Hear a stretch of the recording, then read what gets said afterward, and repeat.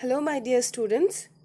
Today we will learn a very beautiful poetry by John Keats, and the name of the poem is A Thing of Beauty.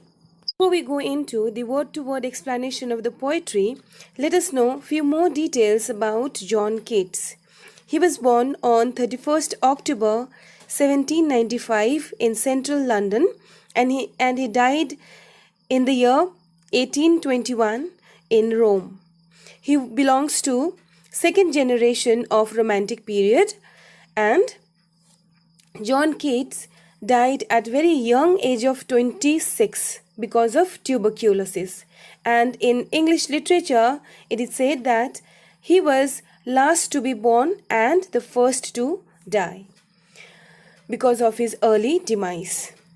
If we go into the nature of the poet, we find he was extremely imaginative and sensitive and sensuous poet. At the age of 15, he was an apprentice to a surgeon, but he abandoned the medical profession in order to become a poet. And in his poetry, we find beauty. Okay, he was a true worshipper of beauty. A Thing of Beauty, which is in our syllabus, is an excerpt from his poem, his epic poem, Endymion. It is a poetic romance. The poem is based on a Greek legend in which Endymion, a beautiful young shepherd and poet who lived on Mount Latmus, had a vision of Cynthia, the moon goddess. The enchanted youth resolved to seek her out and so wandered away through the forest and down under the sea. Through this, the poet depicts human soul's quest for ideal beauty. Endymion stands for the poet as a man, and Cynthia stands for ideal beauty.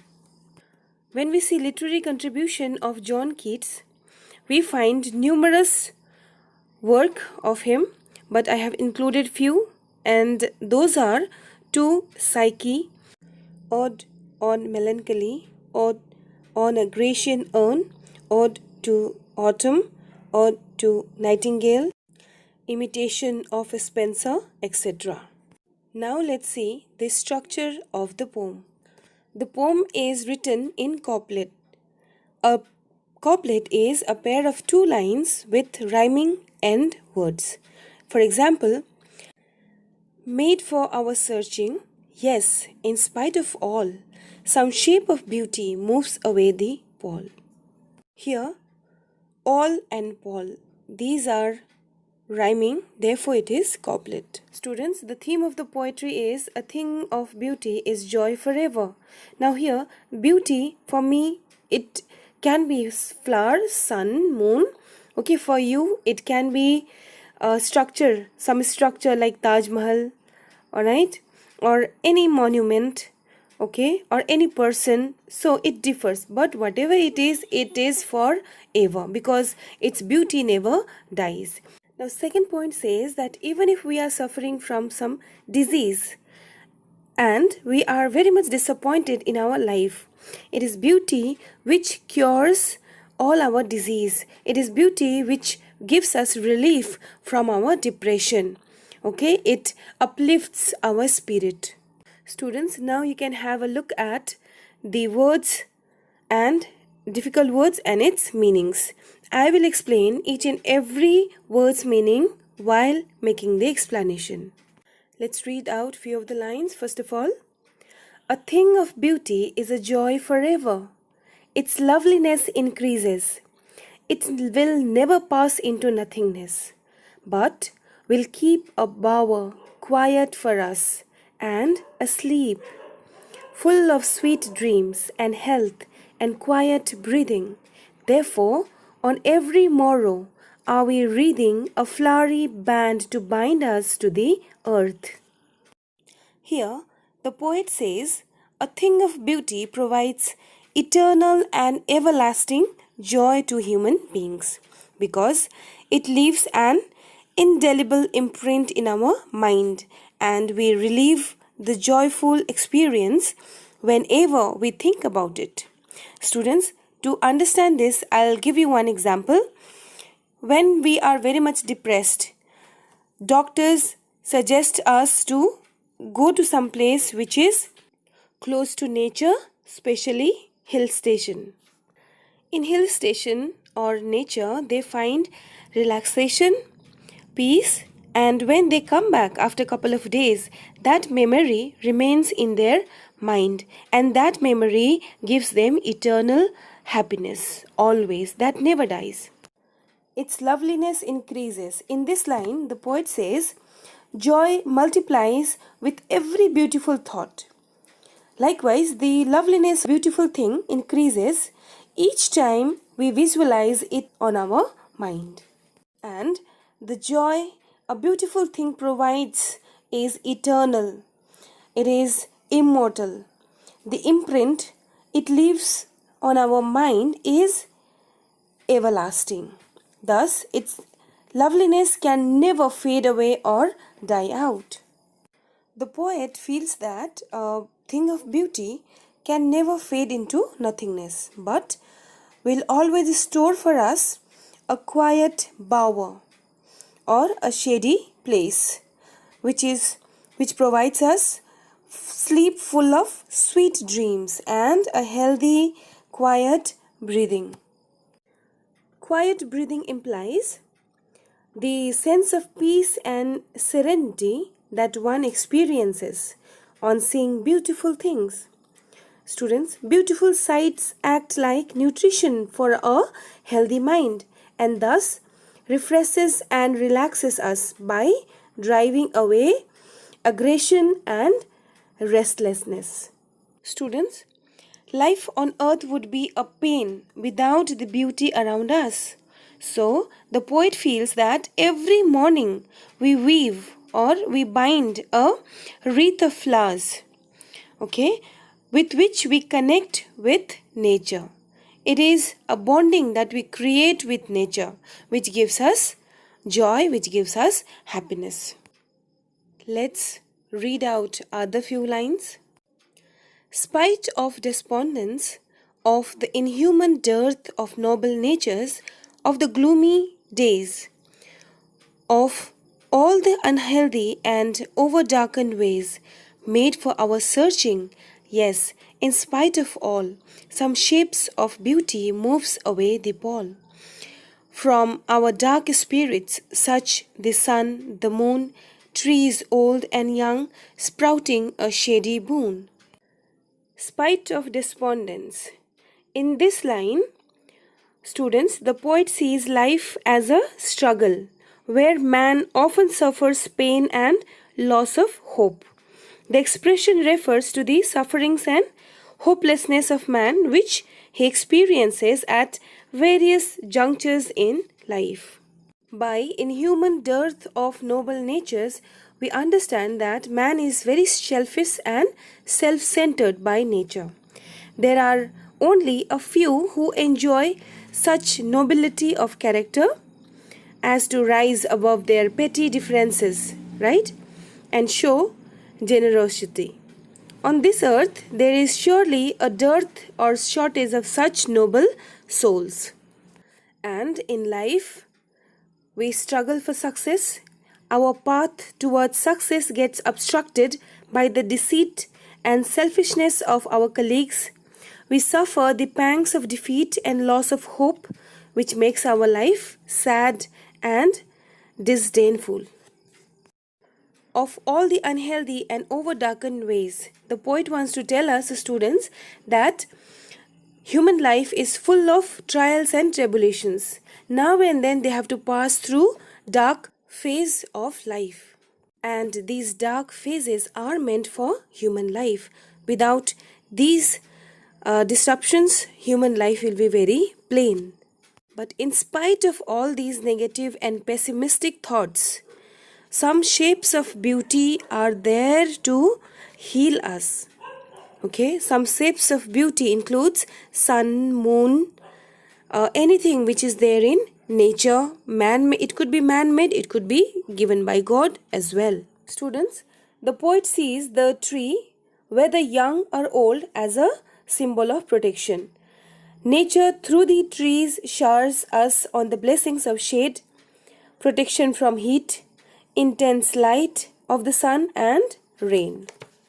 I hope it's clear. Students, let's move ahead. For simple sheep and such as daffodils, with the green world they live in, and clear reels, that for themselves a cooling covert make against the hot season, the mid-forest brake, rich with a sprinkling of fair musk rose blooms, and such too is the grandeur of the dooms. Students, simple sheep suggests divine beauty. How? I'll tell you. See, lambs and sheep are envisioned as the embodiments or representatives of innocent and serene beauty. Jesus Christ was a shepherd and was seen surrounded by his flock of sheep, his followers. The poet has made specific reference to the sheep as symbol of divine beauty. Students, here, such are daffodils with the green world they live in. The poet wants to say that nature's beauty is at its best in the surroundings of meadows and pastures, which provide the life support to all plants and animals. No living creatures can be happy away from nature, and it is in this green world that they find the true joy and happiness of life. By clear reels, the poet says, rivers and streams, which are the natural source of water, are the elixir of life. These water bodies create a beautiful sight and provides cooling effect, which provides respite to the human beings during hot season. Students, by the mid-forest break, the poet wants to say that nature is beautiful in all its aspects, and we human being can we can enjoy beauty in the thick forest as well, where plants bloom, okay, different kinds of flowers bloom, okay, it spreads scent in the surrounding, okay, which is beautiful thing in its own. Students, now comes the very important line from the examination point of view, that is grandeur of the dooms. See, it implies growth and decay march hand in hand in nature. Whatever is there in nature, that has to die, okay. The poet sees beauty in the magnificent decay and death of these beautiful creations of nature. Students, this line is very important because it says life is a blend of warmth and coolness, growth and decay. Every season, every aspect of life contrasts with the other and has its own charm and beauty. The lines beautifully brings to light these contrasting aspects of life. Let's move ahead. We have imagined for the mighty dead all lovely tales that we have heard or read, an endless fountain of immortal drink pouring unto us from the heaven's brink. Students, here the mighty dead refers to those great men and warriors who glorified death by embracing it most gracefully. And students, beauty can be seen not only in birth and growth, but also in a magnificent death. Let's see this line. Lovely tales have we heard or read. It says, a glorified and magnificent death gets recorded in the leaves of history, leaving an indelible imprint on it. It remains an everlasting source of motivation to all those who read and hear about such great men who achieved glory in death. Let's see the second last line. Endless fountain of immortal drink. Now here, students, beauty in all aspects, whether in growth or in decay, is a perennial or eternal source of motivation. It is an endless fountain from where we can drink the immortal elixir of life. It means the beauty which we get from all these things, Okay, be it death of somebody or blooming flower, it never dies. It is like eternal fountain.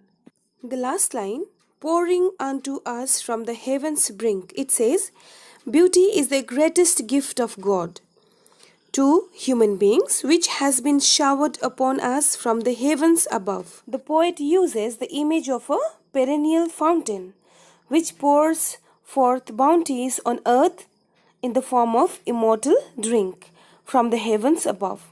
The sun, the moon, the trees, the sheep, the daffodils, and the green pastures and clear rivers are images and reflections of the bounties of beauty on earth which God has bestowed on us.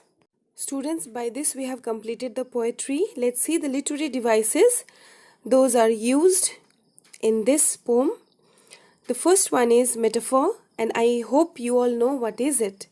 It means comparison between two things without the use of like or as. The first one is bower quiet. It means shady part in the garden. Sweet dreams. It means happy dreams. Wreathing a flowery band. It means connecting to nature.